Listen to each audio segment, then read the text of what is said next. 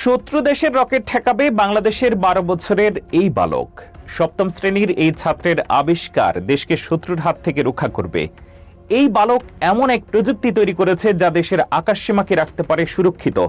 শত্রুপক্ষের বিমান বা হেলিকপ্টার দেশের সীমানায় ঢুকলেই তা শনাক্ত করে ধ্বংস করে দিতে সক্ষম এই বালকের তৈরি প্রযুক্তি। মেধা আর প্রবল ইচ্ছা শক্তিকে কাজে লাগিয়ে এই ক্ষুদে বিজ্ঞানী একের পর এক চমকপ্রদ সব আবিষ্কার করে চলেছে। এই মেধাবী বালকের নাম আল কাসাব, বয়স মাত্র 12 বছর।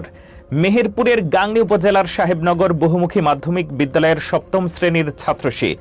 এই বয়সে যেখানে বাচ্চারা গেমস আর কার্টুন নিয়ে ব্যস্ত থাকে, সেখানে আল কাসাব আবিষ্কার করে ফেলেছে এয়ার ডিফেন্স সিস্টেম। এমনকি কোনো প্রাতিষ্ঠানিক সহায়তা ছাড়াই সে এই প্রতিরক্ষা ব্যবস্থা তৈরি করেছে। এই সিস্টেমে রাডার, রকেট, কন্ট্রোল ইউনিট এবং শক্তিশালী লেন্স এবং মিরর সিস্টেম রয়েছে। কাসাবের মতে, এই প্রযুক্তি বাস্তবায়ন করা হলে বাংলাদেশের আকাশসীমায় কোনো শত্রুপক্ষের বিমান, হেলিকপ্টার বা ড্রোন প্রবেশ করলেই এর রাডার স্বয়ংক্রিয়ভাবে তা শনাক্ত করতে পারবে। এরপর সিস্টেমটি সেই বস্তুকে বিশ্লেষণ করে রকেটকে নির্দেশ দেবে এবং অবজেক্ট ফলোয়িং কোডিং ব্যবহার করে রকেট উড়ন্ত বস্তুটিকে ধাওয়া করে ধ্বংস করে দেবে। আল কাসাবের উদ্ভাবনী প্রতিভা শুধু এই একটি আবিষ্কারেই থেমে নেই। সে মহাকাশ গবেষণার জন্য কিউরিওসিটি রোভার 1 নামে একটি রোবট তৈরি করেছে। এই রোবট চাঁদের পৃষ্ঠ থেকে বিভিন্ন তথ্য সংগ্রহ করে রেডিও কমিউনিকেশনের মাধ্যমে পৃথিবীতে থাকা ডেটা সেন্টারে পাঠাতে সক্ষম। এছাড়াও সে একটি এআই কমব্যাট রোভার তৈরি করেছে, যা সেনাবাহিনী ও বর্ডার গার্ডের জন্য সীমান্তে নজরদারিতে কাজে লাগতে পারে। তার অনন্য আবিষ্কারের মধ্যে রয়েছে লেজার কমিউনিকেশন সিস্টেম এবং 180 ডিগ্রি নাইট ভিশন ক্যামেরা। বিজ্ঞানের প্রতি আল কাসাবের এই ভালোবাসা শুরু হয় শৈশব থেকেই। প্রাইমারি স্কুলে পড়ার সময় থেকে সে কম্পিউটার প্রোগ্রামিং এর প্রতি আগ্রহী হয়ে ওঠে। নিজের চেষ্টায় সে HTML, পাইথন এবং জাভা স্ক্রিপ্টের মতো বিভিন্ন প্রোগ্রামিং এর ভাষা আয়ত্ত করে। নাসা, স্পেসএক্স এবং রাশিয়ার রকেট উৎক্ষেপণ দেখে অনুপ্রাণিত হয়।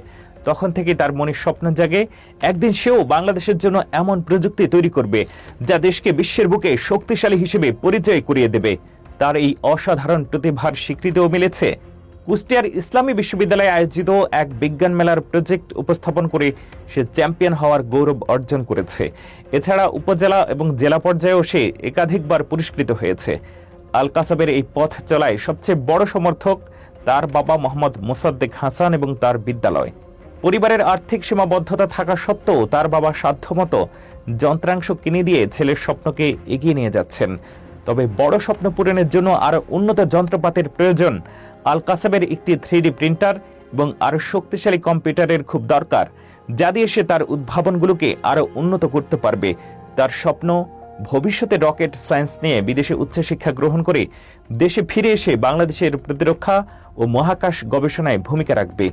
আল কাসাবের পরিবার ও শিক্ষকরা মনে করেন, এই ক্ষুদে বিজ্ঞানীর মেধার বিকাশে যদি রাষ্ট্রীয় পৃষ্ঠপোষকতা পাওয়া যায়, তাহলে সে একদিন বাংলাদেশের জন্য অনেক বড় সম্পদ হয়ে উঠবে এবং তার হাত ধরেই হয়তো প্রযুক্তি বিশ্বে বাংলাদেশে এক নতুন পরিচয় পাবে।